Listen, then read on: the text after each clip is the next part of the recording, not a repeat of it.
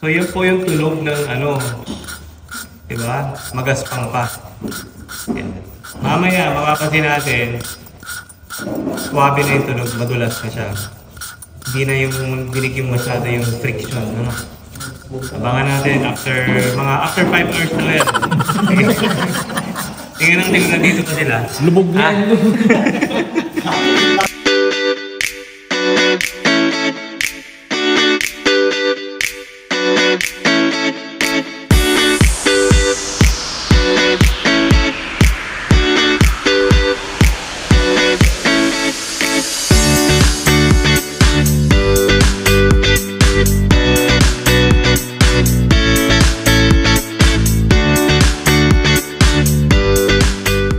Gagawin nyo guys, yan ha. Magsisimula na kayo maghasa.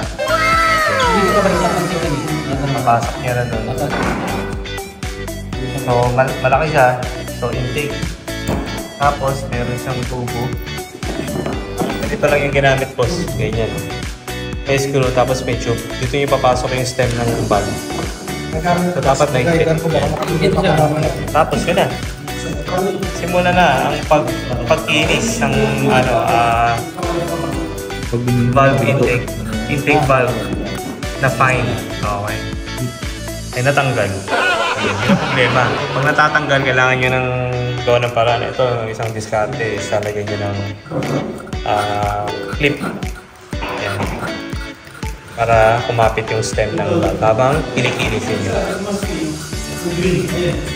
Meron nga, marami sige.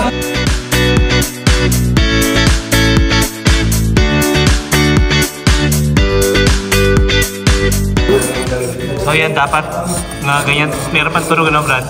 May kunti. Pero tumining na siya, hindi tulad kasi. Meron pang konti, pero palapit na dun sa malapit na matapos. Ha, Brad? Back job. Ganyan lang. Malapit nang mag-back job ulit. Ito, nagsa-solo flight. Ano yun, boss? Coarse o fine? Yung grinding compound mo?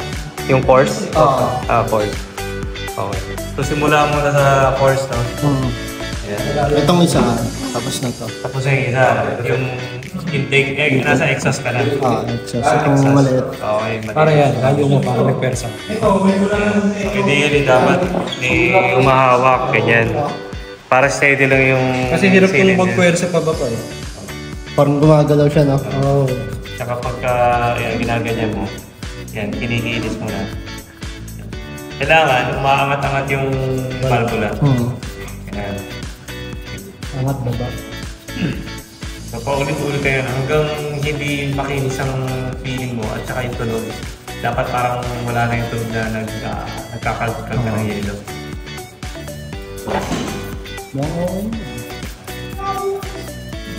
Force pa lang yan, ano?